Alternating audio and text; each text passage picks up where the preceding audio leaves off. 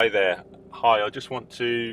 This video is about overcoming bipolar disorder, and it's a serious video, and I'm just reaching out to people, anyone on YouTube who is searching for bipolar disorder. If you have a diagnosis of it, or someone you know, or a member of it, in your family, I've managed to overcome it better than 99% of people, and I'm just going to share with you some experiences. My name is Jason Pegler, and I was born in 1975, and things seem to be going pretty well. Although I got into cannabis when I was 14 years of age and started smoking cannabis, and then got into binge drinking at the age of 15, 16, took LSD, ecstasy, amphetamines, and even though I went to a grammar school, I played rugby for Gloucester under 16s and was a school chess captain. Things were going pretty well. I took a couple of ecstasy tablets and I never came down, and a few weeks later I became manic and I had no idea what was going on. I thought the first thing was lack of sleep. I wasn't sleeping, and then I thought I was the only person in the world that could stop an inevitable nuclear war happening, and I became kind of really fearful that this inevitable nuclear war was going to happen. I was the only person that could stop it, and my thoughts became more and more grandiose, and I thought I was God, and that I was saving the world, and I was head of the European Hardcore Committee, and it ended up with me being really, really unwell, and I was so jealous I couldn't play the guitar as well as Jimi Hendrix that I threw my guitar out of the window, and I ended up having a really, really bad time, and somehow I got taken down to a police station voluntarily, and I thought I was playing a computer game. And even when I was being taken to a psychiatric ward, I thought I was Donovan Bad Boy Smith, the hardcore DJ, going off to a rave. And this went on for quite a long time. So the first time I was in a psychiatric ward for 6 months, for 6 weeks, I thought I was playing a computer game, and it was this insane journey. Then suddenly they were giving me medication to pump me down, and try and bring me back to normality, or whatever they thought normality is. And what I discovered was I had an epiphany. So I just suddenly realised, oh my God, I'm not playing a computer game, I'm in a psychiatric ward. The only way I can ever get over this is to psychoanalyse myself, create a Hollywood blockbuster movie, because I wanted to be a film director at the time, and somehow understand myself, know thyself, so I feel better, and then I can stop the humiliation for being in here, for being in Coney Hill, the loony bin. And so this was in 1992. This is a long time ago. And after being there for 6 months, the day that I left, they said, oh, by the way, you've got something called manic depression, it might never happen again. I'd never heard of it until then. It was something that, because up until then, being in a loony bin was a kind of joke with my friends. It was like, oh, don't go in the nut house, So anyway, just to cut a long story short, I became kind of, what happened? I went back to school. I had to drop down a year at school because I'd missed so much time. So I lost my self-esteem, dropped quite a bit, and I didn't go back to taking the drugs again, because I thought, well, if I take drugs again, that's it, I'm going to go off my head again. So I did quite get into kind of binge drinking. I ended up going to Manchester University, in 1994, September 94. And then things seemed to be going okay, and then I had but then I had another episode, and the exact date of it, I was in my final year at university, and I was stressed out from the work at the beginning of the year, and I ended up being in a psychiatric ward in Manchester in Withington Hospital for 3 months, and it was the most horrendous ward out of any of them I've ever visited. It was just horrendous. The care was kind of almost non-existent, so it was really bad.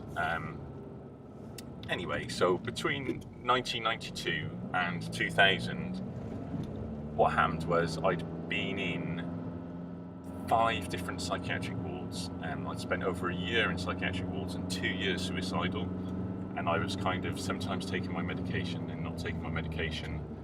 I was kind of drinking on and off, even though I stopped drinking, for good parts. Even about a year, I didn't drink at all and got into, because I was always into like martial arts and sport, rugby, and got fit and things like that.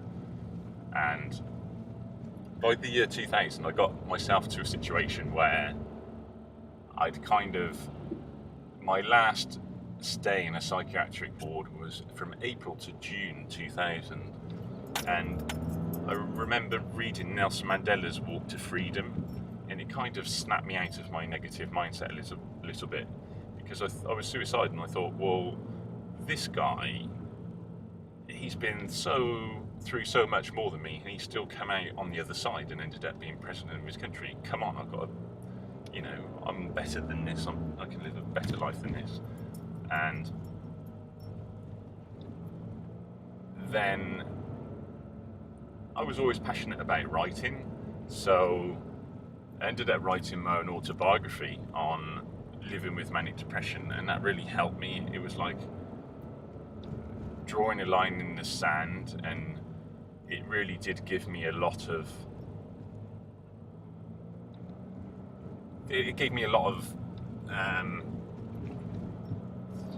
not self-confidence really, because it made me realise that I have more potential that I'm showing right now in my life. So, and as luck would have it, I managed to get a grant from Mind, the charity, to self-publish my book, give copy to people who needed help. So I gave it to people in drug and alcohol rehab and things like that. That was in 2001. And then I met a guy who was a printer who said he was printing the book, and he said, look, why don't we set up a company, we can publish other people. So that was in 2001, in the autumn of 2001. And so we did, and we called it Chipmunk Publishing, and since 2001 I've been publishing people with mental illness all over the world, and that's been really therapeutic as well. But that's one way that's helped me with my bipolar, feeling the pain of other people and trying to help them resolve their issues as well. But all along this time, I'd always been interested in kind of business and personal development and like self-help and things like that. So, and this became more and more of a journey for me as I went along. And when I really got into neuro-linguistic programming, that really helped me a lot, and I managed to find a psychiatrist that treated me as a human being, which was really, really important, and it gave me confidence. And then I went to Tony Robbins' event in 2005, and that gave me the confidence in liaison with my psychiatrist to come off the medication I'd been on, and that made a huge difference. And I've not been on any psychiatric medication since 2005. I have the odd sleeping tablet, and I need to manage my sleep. So if you're listening to this and you've got bipolar, I'm thinking of strategies that can help you. The most important thing is you need to get sleep. You need to get enough sleep. And so that way, how can you get enough sleep? Well, avoid drinking too much caffeine. Don't have caffeine like after midday even, or after 1 o'clock. Don't have chocolate. That includes chocolate late at night. Don't have too much, Coca-Cola and things like this. Drink a lot of water. Try and drink eat healthily, fruit and vegetables. Be positive and think positive. take responsibility for your life as well. As hard as it sounds, you might have been through things I can't even imagine, but take responsibility from your life and realise that it's your life and you are the driver in the car, and it's up to you to accelerate when you want to accelerate and and put the brakes on when you want to. It's not up to your parents, or people don't owe you anything. You have to get on with your own life, and that means kind of getting rid of your blame list, as Jim Rohn would say.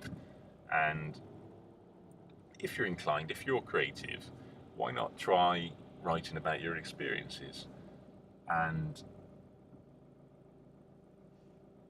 write about your experiences, starting off in a positive way. Start with a positive sentence and come up with a kind of happy ending. And not only will you get closure on it, a negative experience, but you'll turn that negative into a positive experience. And then if you feel so inclined and you feel like you want to share that journey with me and other people, just Google mental health publishing or go straight to my website, Chipmunka, CHIPMUNKA.com. That's chipmunka.com, and feel free to leave comments on this video. But the reason I've just done this video is really, if someone wants to overcome bipolar and they're on YouTube and they're thinking, oh my god, and they're listening to someone who's like really unwell, I'm telling you that you can get better. That you really need to take responsibility for your own life, and sometimes that's the hardest thing in the world, because for whatever reason it can be the hardest thing in the world, but you've really got to take responsibility for your life, and whatever's happened, just get on with it and try to improve every day. Try to raise your standards and improve yourself as a person and how you react to things every day, and just get on with it. And where you focus it on is where you end up. So whatever you've been through, whatever pain you've been through, whatever you've experienced, however bad it is, it can get better, and there is hope for you. And that's really all I wanted to share this morning. Actually really busy today. I've got a board meeting and everything